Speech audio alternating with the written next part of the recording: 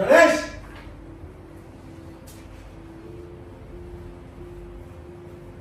गणेश,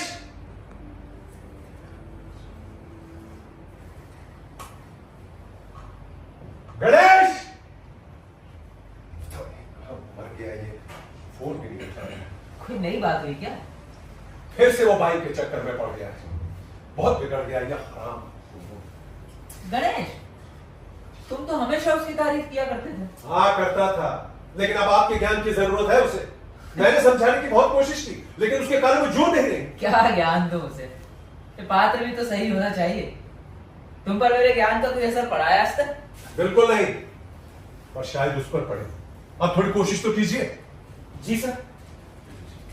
क्यों गणेश, ये क्या सुन रहा हूं मैं तुम्हारे बारे में? हाँ सर अब ये बात नहीं कर सकता, इनके सामने। नहीं नहीं, मुझसे संकोच करने की जरूरत नहीं। तुम बेझिझक कहो गणेश।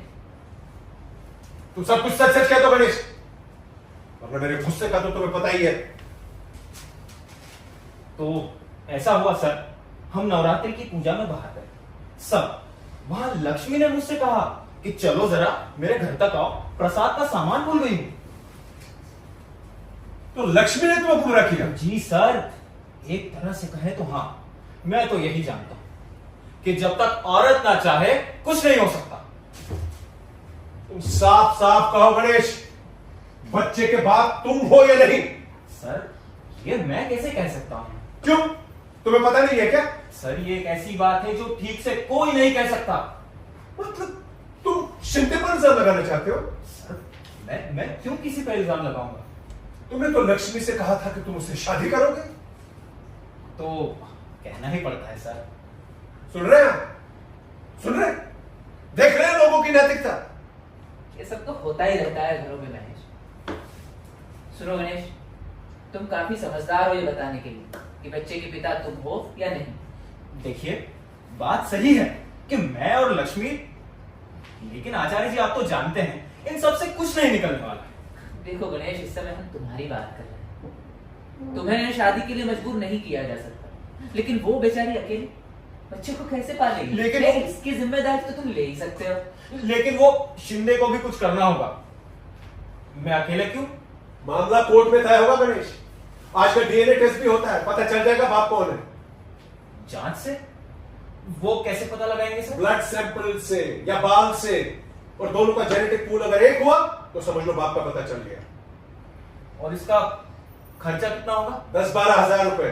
10 से 12 हजार? सर इतना खर्चा करके कोई क्यों मुसीबत लेगा? और वैसे भी मुझे ये जांच वांच में यकीन नहीं। तुम जाओ। देखा, ऐसे लोगों को कुछ भी समझाओ कितना भी। अरे तुम खड़े खड़े क्या कर रहे हो? जाओ। जी सर। एक मिनट गणेश,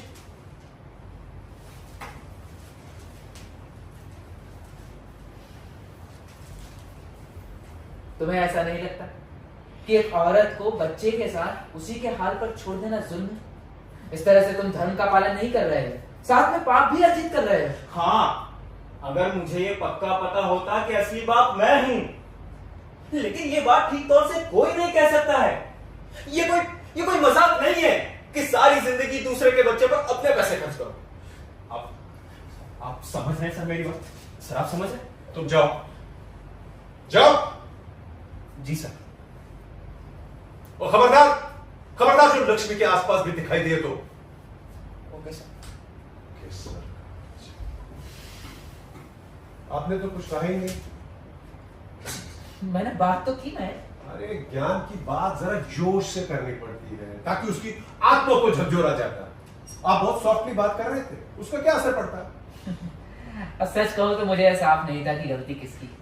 अब लड़की के साथ तो बुरा हुआ ही है, पर यदि गणेश बच्चे का बाप नहीं हुआ तो उस पर भी तो जुल्म होगा। लक्ष्मी तो बच्चे को अनाथालय में छोड़ सकती है और अपना जीवन आगे नए तरीके से जी सकती है, लेकिन कोर्ट में अगर गणेश को गिल्टी बताया गया तो उस पर एक दाग लगेगा और नौकरी में भी असुविधा होगी। आप गणेश को जितना सीधा समझ रहे हैं ना, उतना वो है नहीं। हो सकता है। खैर जाने दो। अच्छा, हम लोग क्या बात कर रहे थे उसके आने से पहले? रश्मि की रजामंदी के बारे में। सिर्फ रजामंदी नहीं बल्कि उसके एजुकेशन और फ्यूचर के बारे में भी। ये घर तो औरतों से भरा है और सुबह शाम एक ही बात चलती रहती है। मेरी सास तो चाहती है कि वो योग सीखे और अपना एक सेंटर खोले। दीपा चाहती है कि वो एक आर्टिस्ट बने और बूढ़ी ताई वो चाहती है कि नर्स की ट्रेनिंग करे। उसकी टीचर तो उसे चार्टर्ड अकाउंटेंट बनने की सलाह दे रही है। बताइए, सबकी अपनी अपनी राय है और जिसकी राय की सबसे ज्यादा वैल्यू होनी चाहिए उसकी कोई सुन ही नहीं रहा है। तो तुम्हें सबको कंट्रोल करना चाहिए और उन्हें जरूरी मामलों में उतना ही दखल देना चाहिए जितनी आवश्यकता हो। अच्छा, ये भी बताइए कि कैसे? कड़ा अनुशासन। दीपा जो कि मेरी अपनी बहन है, उसे भी अनुशासन में ही पाला गया, लेकिन फिर भी वो मनमानी करती थी घर में। दीपा के अपने फॉल्ट्स तो है ही और उससे ज्यादा फर्क नहीं पड़ता। मुझे लगता है दीपा की वजह से ज्यादा प्रॉब्लम्स बढ़ रही है, वही तुम्हें ज्यादा परेशान करती है। खैर, ये घर तो पार्लियामेंट हाउस बन गया है। सुबह शाम एक ही मुद्दे पर बहस होती है। दीपा रश्मि को यहाँ से जाने नहीं देना चाहती है और मैं चाहता हूँ कि वो उस छोटे से शहर से दूर जाए, मुंबई। और मैं जानता हूँ दीपा कभी ऐसा होने नहीं देगी। जानते हो बचपन में वो क्या करती थी? क्या? जमीन पर लेट जाती थी एक लाश की तरह, और तब तक लेटी रहती थी जब तक अपनी बात मनवा नहीं लेती। बहुत जिद्दी है वो। अच्छा, हम्म। तब से ऐसी है वो? कभी कभी तो उसका गुस्सा इतना तेज हो जाता है, डर लगता है कहीं मेंटली बीमार न हो। तुमने रश्मि के लिए क्या सोचा? मैं तो चाहता हूँ कि रश्मि टीचर बने और जब तक उसकी शादी नहीं होती अपने खर्चे खुद उठाए। शादी के बाद बच्चों की परवरिश में टीचिंग खूब काम आती है। क्या ख्याल आपका? सही सोचा।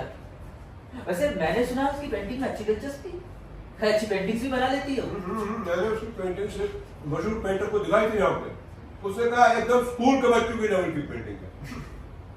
दीपा को विश्वास ही नहीं हुआ। वही तो मुश्किल है तुम्हारे लिए। तुम्हारा जीना मुश्किल कर देगी अगर उसकी बात नहीं मानी गई, और फिर उसके पास सपोर्ट के लिए घर की दूसरी औरतें हैं नहीं। उसने तो अपनी लॉबिंग भी शुरू कर दी है। सुबह शाम इसी मुद्दे पर बहस होती है, रश्मि का फ्यूचर, रश्मि का फ्यूचर। रश्मि के एजुकेशन से ज्यादा तो ये आदमी और औरत की लड़ाई हो गई है। खैर, आप रुक रहे हैं डिनर के लिए? अरे वो डॉक्टर भी आ रहा है, आप मिले हो ना उससे? हाँ, नजर पड़ी थी आते जाते एक दो बार, काफी डिसेंट लगा। आपको क्या लगता है वो मेरी साइड लेगा क्या? हो सकता है, वैसे इस पर डिपेंड करेगा कि वो औरतों को कितना समझता है। अच्छा, मैं चलता हूँ और तुम भी अपना ख्याल रखो। तुम्हारी तबीयत तो कुछ ठीक नहीं लग रही है आजकल। ये आइडिया शायद आपको दीपा ने दिमाग में डाला होगा। दीपा ने? हाँ, पिछले 10 साल से मुझे ऐसे ट्रीट कर रही है जैसे मेरी ये टंग कब्र में।